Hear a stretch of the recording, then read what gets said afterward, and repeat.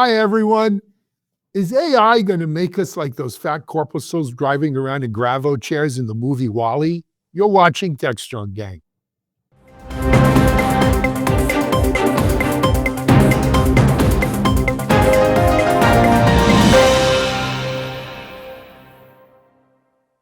Hi, everyone. Happy Tuesday. Welcome to Techstrong Gang. It's great to have you on. Hope you've been enjoying the commentary lately. There's certainly enough to comment about in this crazy world that we live in and crazy times we're living through. We have a lot to go over today, including is AI making us fat, lazy, and dumb? It's a terrible way to go through life. Let me introduce you first, though, to our gang that's going to discuss it today. Joining us, I think she's back home in Colorado after her California ventures. She is a Futurum analyst, infrastructure, storage, just a lot of general all-around smart. Exactly opposite of the AI making us stupid people. Our friend Camberly Bates. Hey, Camberly, it's great to have you. Good to be on with Techstrong. It's always a lot of fun. I learned something from you guys. Thank you. Well, we always learn from you, so thank you. Speaking of smart, how's that? From Hudson, Ohio. He's the CEO of Tech Field Day. It's my friend Stephen Foskett. Hey, Stephen, how are you? Honestly, I thought you were talking about Mike, but I might have been, but I figured it's Tuesday. I'll cut you a break. But Stephen popped out of there. I think he was blushing. Yeah. I think he was blushing. We'll come back to Stephen in a minute, but let's run over to Harrison, New York, though, and introduce our Chief Content Officer, Mike Bizard. Hey, Mike, how are you? I'm good. I'm waiting on the remake of Dumb and Dumber. I think it's going to go Dumb, Dumber, and Dumbest. They got a third. But certainly not dumb in anyone's book is our Echo Insights analyst and author of her new report, as well as editor, Bonnie Schneider. Hey, Bonnie, how are you? I'm great, Alan. Great to be here. Thanks. Good. We're going to talk more about your report. Yeah. We spoke a little bit about it last week, but we'll pick up on it today. All right. We're hoping Stephen will get back on here. But Mike, I opened up with us. I've had this sneaking suspicion for some time that first it was the internet and not going to the library and learning the Dewey Decimal System. But social media, now AI, video screens and phones, is it dumbing down the human race? And are we all destined to live in those Gravo chairs like the fat people in Wall-E? It all started with the calculator, man. Nobody knows how to do math, and it's just getting worse. Yeah. But the issue is, as noted in a report put out by Carnegie Mellon University and Microsoft, that we're just maybe relying too much on AI. There's a general assumption that people kind of trust whatever gets presented with them on a computer screen and that they're not going to reason enough about what is actually being presented to them by the AI model. And once that happens, we just all kind of sort of compound mistakes upon mistakes. And I don't know if this is something we need to just teach people. Is this something we got to get at the school level? But Alan, I'll start with you. Our cognitive reasoning capabilities may be declining even further than they are. And I know you don't think they're pretty high to start with. No, I mean, yeah, I agree with the kind of the findings from this report is when people start using crutches, right, their muscles atrophy. And I think to a certain level, yes, our brain muscles have atrophied, right? When it comes to certain things. I mean, you laughingly talking about math, but how many people today actually, other than if you work in something in AI, for instance, where you have to know, some higher math skills, but even basic math skills, division, right? Algebra, basic algebra and geometry. How many of us know how to do that anymore? Or without a calculator, can we do it? It's the same thing for writing, right, Mike? We see this in trying to get people, everybody wants to write a story for DevOps.com or Security Boulevard. Their writing is atrocious, atrocious. So written skills, kids don't know how to read cursive script. The list goes on. And I could see this happening with AI. Just tell AI what you want it to write, and it writes it for you. And I'll go one step further. Tell AI to write the code, and it writes the code for you. Is it going to dumb down coding? You know, it's a fine mess we've got ourselves into here. I don't know if this is something you learn in school, or can we teach critical thinking in school? If so, how? Do we enforce the no calculators in the test rule? I don't know what the answer is. I think checking, that's what I was doing. You can check, if something's AI written and teach a student that, if you're a teacher, that we can tell if it's AI. So don't bother just cutting and pasting it, teaching them reasoning. And then, of course, before all that, teaching them how to explain an idea, which I think is something we all grew up with, learning how to write a paragraph, to support it.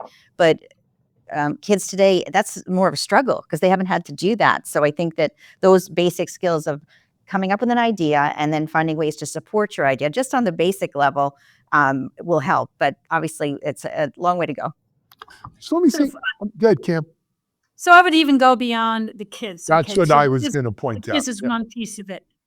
And I was looking for the study on this, and I couldn't find it quickly this morning when we had this key topic coming over, which was one of the big consulting firms. It was McKinsey, BCG, one of those guys, had done some analysis on this kind of work.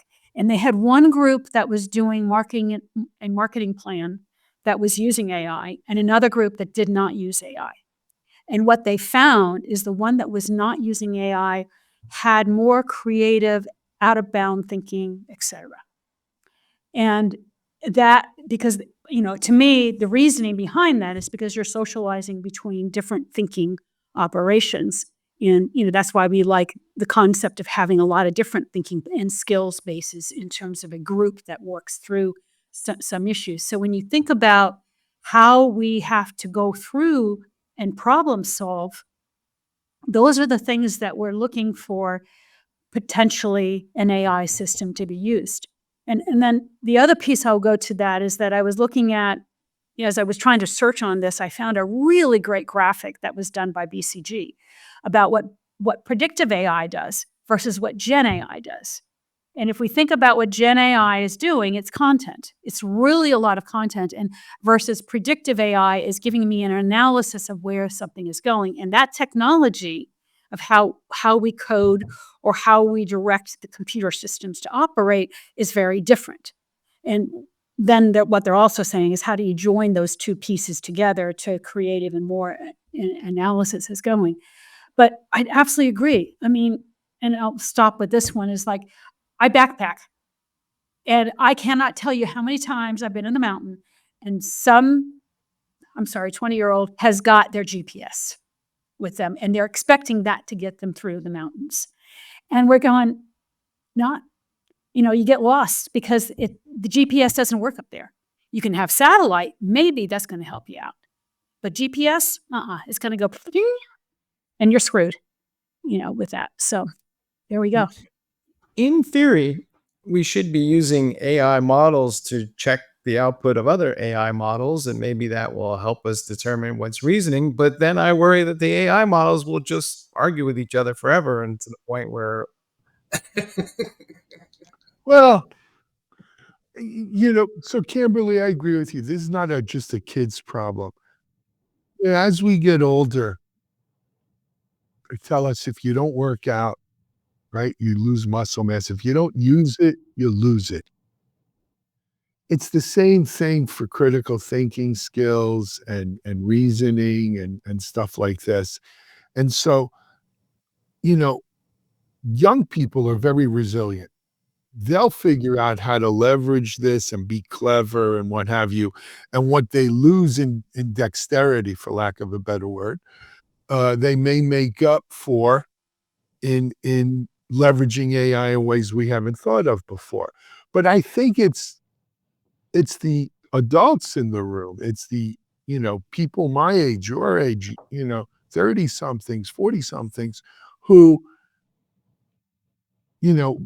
becoming overly reliant on these things may in fact kind of lose that muscle of creativity, of thinking out of the box, of doing things without it, right? Like all of a sudden, it's bad enough that most people refuse to read very much anymore, right? They just don't read. People don't read. We see it here at Techstrong. They like to watch videos rather than read. And they're like bullet points. And they like, yeah, and if they do read, they want it in 3 or 4 bullet points. But when you start getting to the point where people will say, well, AI can make that for me. If they don't make it for me, I don't want to, I'm not quite sure. It'll take me a very long time to make it. We all lose. But we are also seeing long form come out. So whereas, one of the things that we've been seeing and why podcasts are on the swing up is because we are seeing the younger generation want the longer form. And they will hang on into that and listen to those longer, it doesn't have to be 3 minutes anymore. It can be like this is almost an hour session, right? We do it in 20-minute cycles or 15-minute cycles, but that gives us an opportunity to go into the topic much more deeply than it does on, cable news where they're only giving it 2 minutes, if that much time. So there's an potential analysis that's going on that we haven't seen before, even if it's done by video. Right. So, Stephen, are you with us? I am with you. Can you hear me? I can hear you. So the discussion was that the younger folks aren't doing enough reasoning because they're relying too much on AI. And since you're closer to this particular topic, I was just wondering, do senior citizens have an advantage now?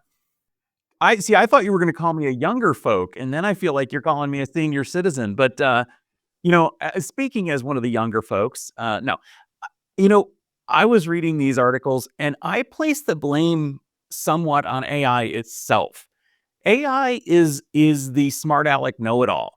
It has no sense of humility. It has no sense of what it doesn't know. AI confidently answers everything, and in many cases confidently answers it wrongly, but so impressively that I feel like, I don't want to take the blame off of people entirely, but I do want to put the blame into the way that these AI applications are made.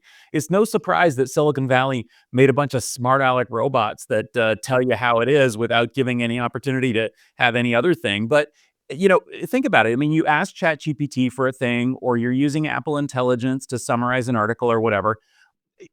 Are you really going to think critically about that when it comes across so confidently? It doesn't say, I think these are the main points of the article, or perhaps, in my opinion, this is where we should go. It says, no, here's a summary. Here's the important points. Here's the bullet points. And so it's no surprise that people look at that and say, okay, that must be right. Yeah, but Stephen, you're kicking the dog, blaming the dog for being a dog. Whether AI is right or wrong, people shouldn't blindly just accept it and use it and move on. I don't care if it was right 100% of the time. So, okay, AI's right all the time. Let's all get into our Gravo chairs and get fat, right? I think the answer is no, you can't. Just like you don't bring calculators into the test, maybe there are some things that you don't use the AI for to exercise your brain. I think we're humans, we're problem solvers by genetics. And we need to continue being problem solvers. Now, we use tools, that's what separates, so they say. That's what separates us from other animals and so forth, though we found animals do use tools too. But we need to be solving problems. That's how we continue our evolution, I think. To be fair to the machines, though, we all have that friend who has an answer for everything and confidently tells you that this is something and by God, this is the actual facts. And upon further review, you always discover that that friend is dead wrong. So Not always. It's not- I'd make a career out of this, but go ahead. So is AI not that new friend who's kind of sometimes right, but always has to be checked? I would say so. Exactly. I'm not blaming the dog for kicking it, for getting kicked. What I'm saying is we humans built a tool that confidently answers everything. Is it any wonder that we're not questioning it? So it also gets back to, okay, there's another scenario here, is that open book tests. You know, they started doing open book tests, you know, when I was doing this. And you could bring your books in. If you had to go through your book to find the answer, you're going to flunk that test. You did not have time to go and do that. And this gets back to your argument or your friend or your whatever giving you the statement of blah, blah, blah, blah, blah, and you not having the data to come back to it because it's not in your brain. If you have to every time go through this to find out the answer, or to have a argument on any kind of like a negotiation, I mean, if I have to go to that for negotiation, I'm doomed. If I have to go to that for a lawyer sitting in front of questioning somebody, I'm doomed. So if I have to go to that as a doctor on everything, I'm doomed. So there's a lot of things that we are doing that we have that is just skills and jobs that if that's what we're doing as a consultant, if I'm sitting there pulling out my phone when my client is asking me a question about something, you know, I'm doomed. No, but You know, so, that- but here's you're right, Camberly, but here's the reality. There is no more consultant, there is no more doctor, there is no more lawyer, it's the AI. You know, like right now, about half of my health appointments are telehealth, right? I get on Zoom with my doctor, we go over my blood work results, and, you know, we actually wind up shooting the crap about technology to tell you the truth. But whether that was really my doctor or some Max Headroom impersonation of my doctor is kind of, you know, to me, he's going through my blood results. It's going through my blood results and telling me what I should or shouldn't do based upon best practices. Same thing when I consult a lawyer. Same thing, frankly, when I consult a consultant, let's say in infrastructure or storage. And I think that's the scary thing, right? Are we going to replace, not just augment people, but replace them with these AIs? Well, I think when you look at, okay, let's take best practices for infrastructure.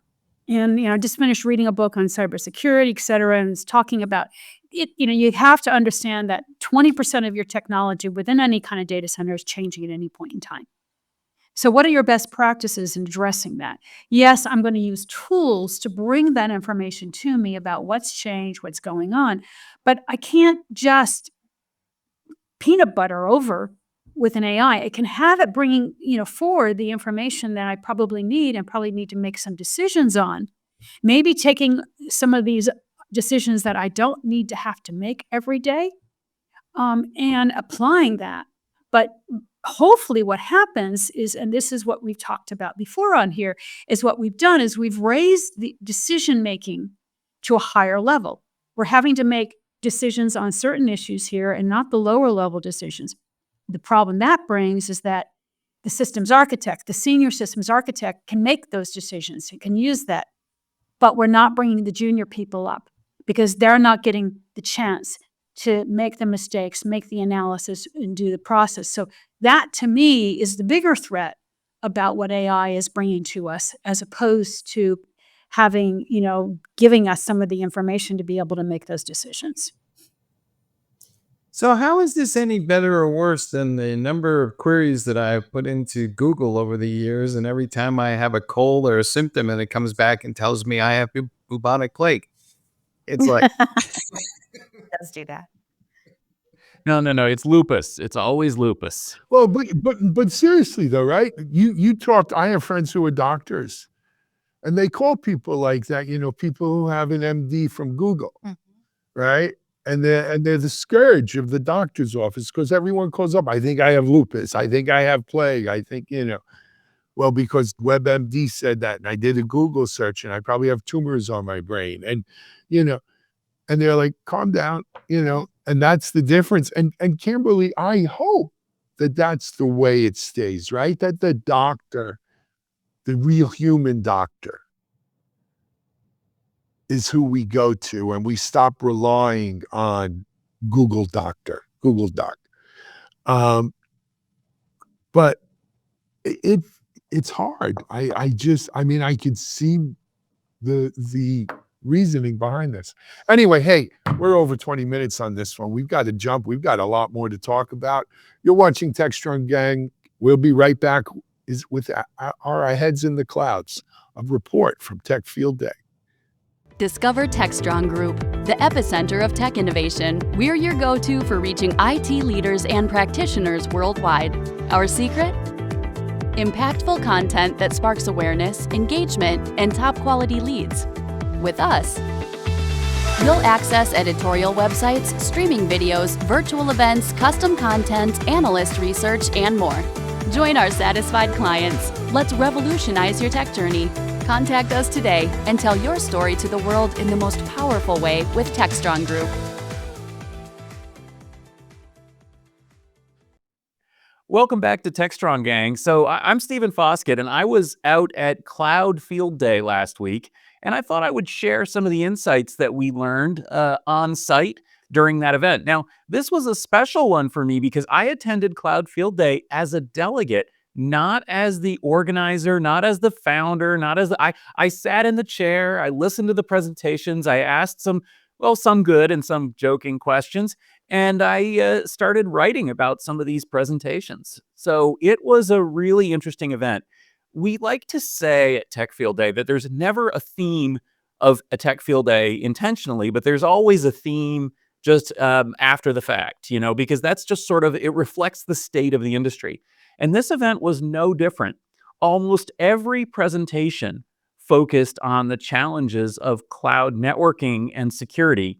And most of the presentations also discussed the challenges of this hybrid infrastructure where you have some things running in the cloud, some things on-prem, some things running in a different cloud, and you're trying to make sense of all that. That was a really interesting observation for me because you see some companies here that were presenting, for example, Selector, Catchpoint, Infoblox. You look at these companies and you're saying those are networking companies. What are they doing at Cloud Field Day? We've got Fortinet, Haiku, who have traditionally played in the cyber readiness, data protection, security spaces, and you look at them and you're saying, so the cloud, huh? But it's so true. Everything they said came back to the cloud and cloud infrastructure. And specifically, in most cases, it came back to the challenges of dealing with this sort of proliferation of everything in the cloud. Essentially, it's become incredibly easy to spin up applications, to spin up complicated web scale applications in the cloud. And now people are starting to realize, wait a second, we need this data protected. We need to watch for bad actors who are trying to attack it. We need to figure out ways of integrating that with other aspects of IT. We need to get some control over this thing because it's just sprawling completely out of control. And there are incredible risks to that. This sounds like the kind of thing we've been talking about here on Techstrong Gang for a long time. I know, Camberly, you and I have talked about this. Mike, I know you've written about this. This whole challenge of things just getting out of hand in the cloud, I think that resonates with y'all, right? And I bet to Haiku. I didn't listen to the session with Haiku, but Haiku 2 years ago launched a big initiative to enable protection of SaaS applications. At that time, we were still seeing a slow buildup of protection. Maybe it was even 3 years ago. Slow buildup of protection of Microsoft 365. A little bit of buildup of Salesforce.com. But the rest of SaaS, those applications that you have running, and so many of the companies now, their core applications and their data is sitting in these SaaS environments. And, let's say your HR information is up there, or your ERP system is up there, and you're thinking that that company is responsible for protecting your data. Well, Microsoft came out and said, no, we're not protecting 365. You want your data protected? You need to go do it. And so all of a sudden there's this rash of stuff that was going on with there. And so yes, I would understand that it's, it's about backing it up, it's about protecting it, it's making sure that nobody can attack it. So it does not, and I think that had a ripple effect with some of the other SaaS firms to saying, no, I'm not going to take that liability. That's too big of a liability for me to, be responsible for my company. What I am doing is delivering an application. I am not doing data protection on all the systems and security. I think that there were there were some outages about a year or so ago, a spate of them in the cloud, maybe two. And I think that made multi-cloud a more real concept in people's minds, because they realized they were overly dependent upon one service and they had a single point of failure. I feel like we've been talking about this subject for years, but I don't think many people were actually doing it until recent times, but that's just my sense of it. So I think they have been. I think, frankly, for the most part, the analyst community and the press missed the boat on multi-cloud. I think we were all very focused on hybrid cloud, private and public, but everyone thought you'd put all your eggs in one public hyperscaler, whether it's AWS or Microsoft or whoever, or Google or Oracle, whatever. But the reality is people pick the best tool for the job. And so they put this over there, this there, that there, and there's more. But wait, there's more.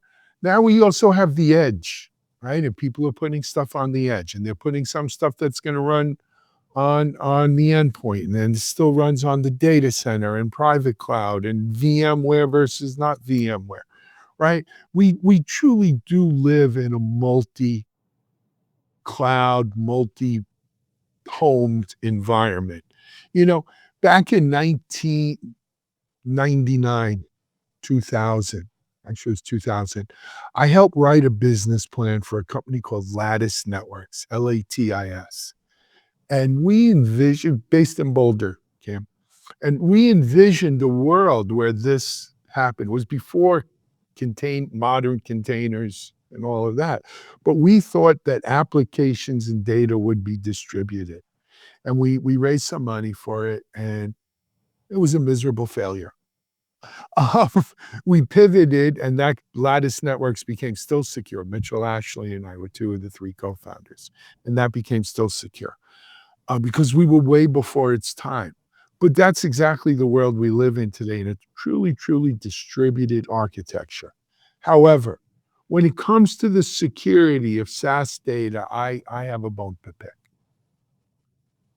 Right? One of the premises, no pun intended, premises of security on the cloud is a partnership between the cloud provider and the user, because I don't have access to all of that infrastructure.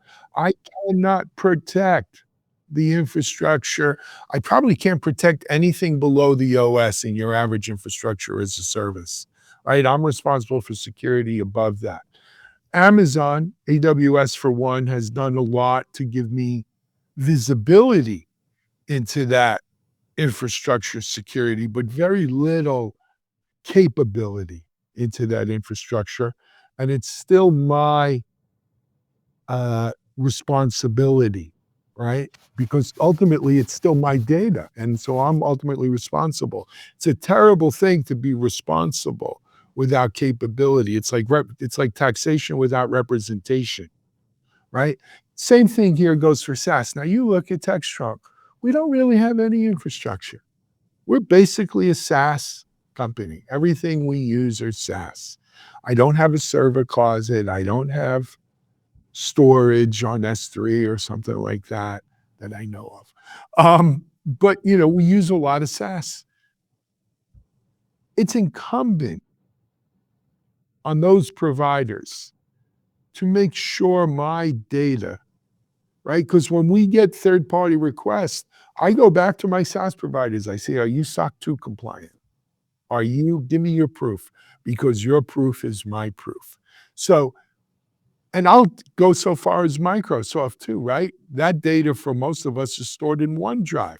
When OneDrive has an issue, they could say they're not responsible until their president gets his ass hauled in before Congress and says, mea culpa, right? Yeah, but the CSPs have never been responsible for your data protection, and I think Stephen has got some commentary on that, some new products that are coming out. But I mean, I dealt with 10 years ago, I dealt with the firm that had their data wiped out by the CSP. And the CSP, because of bad practices on the data protection. But if you read the fine print, they are not responsible unless there is malfeasance. And That's it's not the even only fine place print. I they mean, have that's just, yeah, it's explicit. I mean, they're available Mhm. for they're responsible for availability, not even high availability. And immutability in some respects, but again, not even immutability, just sort of like, yes, it's probably going to be the right data. They're not responsible for data protection. That's why companies like Haiku, like you said, are impressive because they can hit that. But to Alan's point as well, I mean, it really is, companies are going to be using more than one cloud. They're going to be using more than one environment. And that's where some of these other companies come in. So, Infoblox really impressed everybody because, I mean, DNS, DHCP, and IP address management is super boring. It is the most boring subject in the world, but it's also the most important subject in the world when you have this proliferation of automatically spun up machines that are just populating the world out there. And Infoblox showed that they can really do a great job of that in modern cloud environments. The same is true with, for example, Catchpoint. They came in and they were talking about basically, you can't control if AWS goes down or if some infrastructure element in the internet goes down, but it's a really good idea to monitor and manage that. Because again, you can throw up your hands and say, oh, these SaaS providers should be responsible for their own stuff. They should be responsible for high availability, for data protection, but they're ultimately not. And ultimately, if it fails, it's your problem, not their problem, because you're the one that was running your application there. And so you need to know if the infrastructure is running. You need to know if it's protected. Fortinet was talking about doing data protection of SaaS applications, buckets and AWS accounts with the wrong permissions and that sort of thing. Again, it's real easy to set this stuff up wrong and end up exposing your information or having people take your stuff over. You need to be able to jump in there and make sure that this stuff is configured correctly, because your cloud service provider isn't. Just like they're not responsible for data protection, they're also not responsible for misconfiguration. And again, for real continuous availability and that sort of thing, they're just not going to do it. And so you need these things. You need something that's going to make sure that your network is configured properly, like Selector was talking about. You need something that is going to make sure that everything is going to continue to run, because this is your infrastructure. To Alan's point, this is my infrastructure and Techstrong's and Futurum. We don't have a data center. We have the cloud. And so we have to apply the same concepts we would in the data center to the cloud. And I think there's two different areas that you need to be looking at. One is your infrastructure, if you're using the cloud as your infrastructure. And the other one is if you're using a SaaS. Both of those, read the fine print, because it will say that they're not responsible except for malfeasance in essence. You read the fine print and then understand what you need to make sure that you protect it, whether or not, if you lose that data, what happens on a SaaS situation? If you lose your network, what happens? And so those are two different discussions, if you will, but related.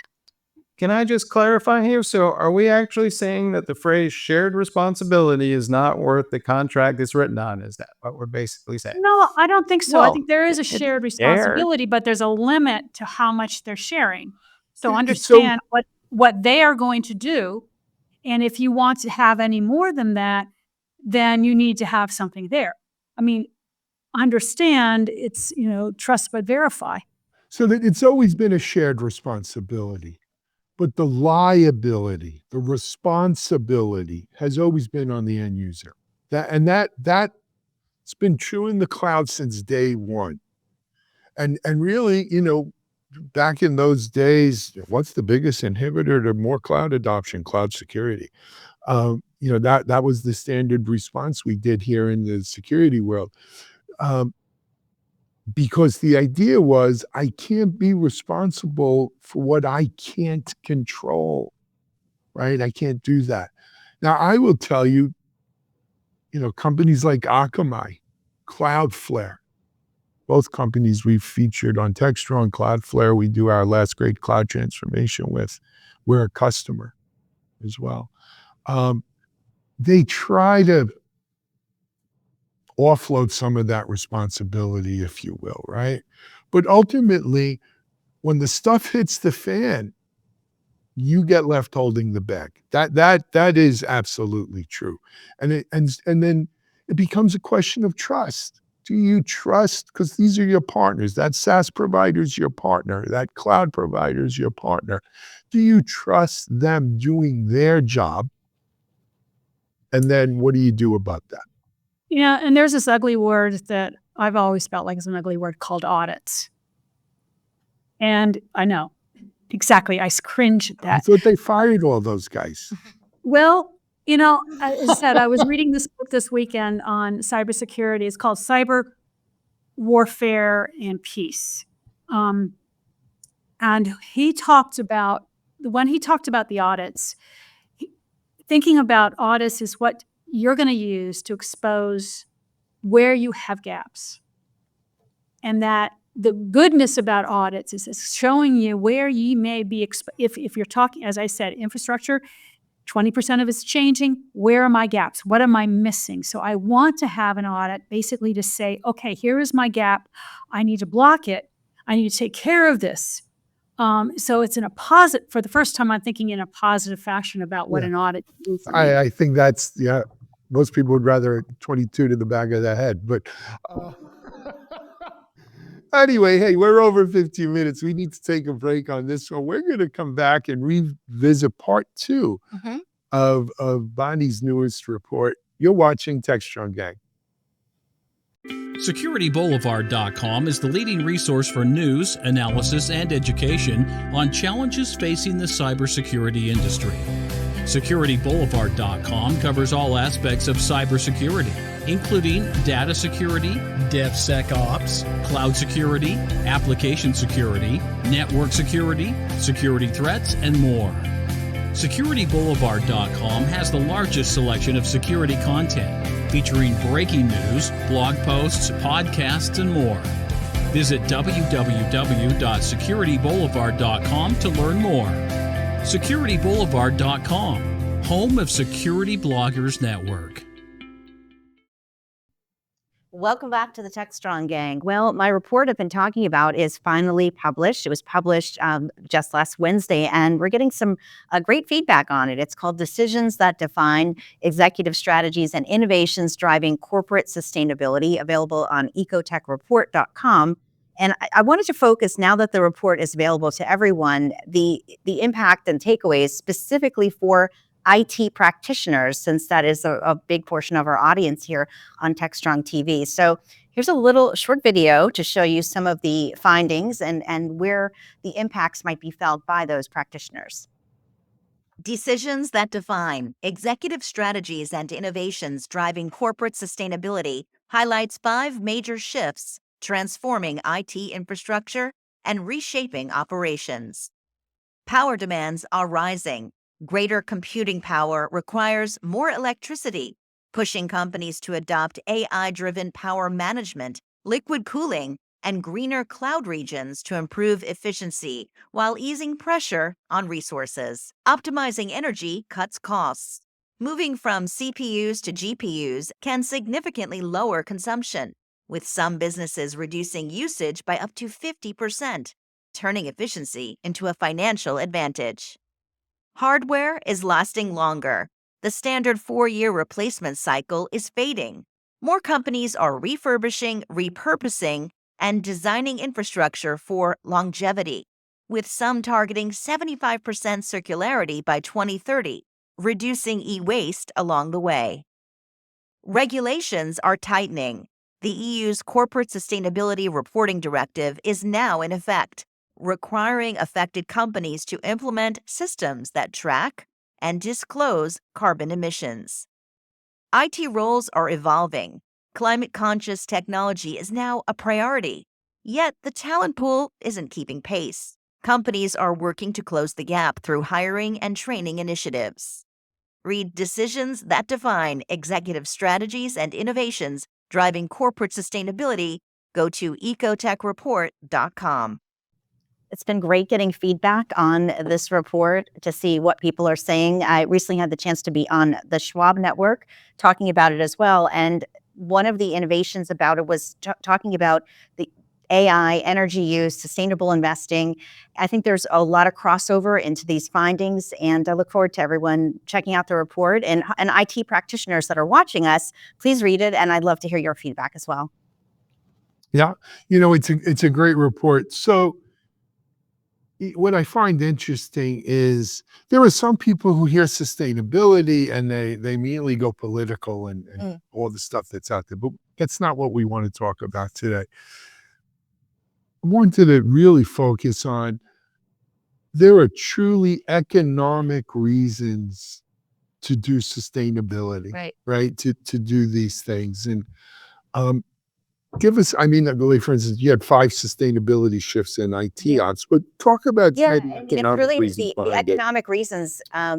Right, and that's something I talked about. It started off with, well, it'd be nice if we were more sustainable. Let's get our emissions down to net zero, and those goals remain. Of course, we hear about that all the time from big tech. But what we're finding is that vendors, and I actually looked at the startup dates for a lot of the companies that I talked to in the report, and many of them just were created within the past 3 to 5 years. So it's really kind of exciting to see the growth in this area. And the ones that are newer are ones that create SaaS tools for IT teams for different types of companies. It could be any industry to track and record their carbon data emissions and how to run their IT operations more efficiently. So that's when you start getting into cost savings. And many companies are reporting success with savings because they are running things more efficiently. They have software that can tell them when to tap into renewable energy as a resource. One of the ones I talked about for cloud regions, to pick a provider that's where it's located, in the case of Platform SH, located in Quebec because they're relying on hydropower. So there is an ROI factor that's now being able to be quantified that I really get into in the report. And I think it's important because we've talked about sustainability quite a bit on Techstrong Gang, and it's always the same. Well, if it's not going to cost more, no, but if it saves us money, okay, we're open. And I think we've crossed over to that point based on the data that we're seeing. Fair enough. Camberly, can I draw a line between the amount of energy being generated or consumed and the actual cost? I mean, is it that linear, or is it more like a barometer that tells me that my costs are going up, but I can't really track it that granularly? It's definitely something that's not linear. And I think Microsoft is finding that as well, because their chief sustainability officer recently put out a statement about it, that, when it comes to what the goals are, and then all of a sudden the use of AI, things can shift. So many companies are doing offset credits for carbon to try to reach their goals. It's a little bit of calculating how much energy is going to be used, how much renewable energy can we use, and then is it available? And that's something that's being decided now. And then, of course, we talked also about on the show about nuclear energy as another option.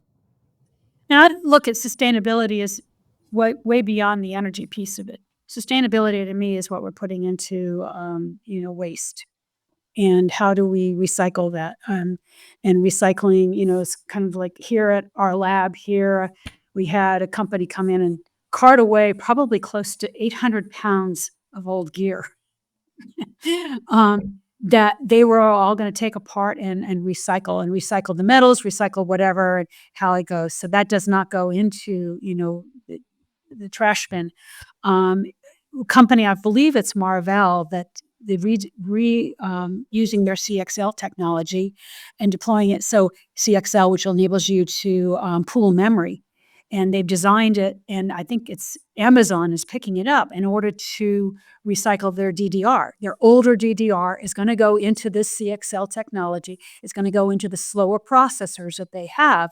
But instead of jettisoning the DDR, going directly to DDR5, you can actually have this pool, and that's good enough for certain applications. So some unique areas of different kinds of sustainability that go into Definitely. what you're talking about. But that is a huge thing, right? Bonnie and I are down here in Florida. Florida is a notoriously plastic civilization, especially South Florida where we live.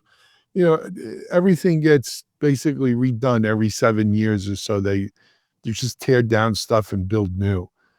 And it's so wasteful because in tech, especially, just because you don't have an iPhone 16 doesn't make your iPhone 14 or 13. There are people around the world that would give their right arm for an iPhone 13. But our society, I don't know if I want to do the Apple trade-in. I'll just leave it here in my drawer because they're only going to give me $99 or whatever it is.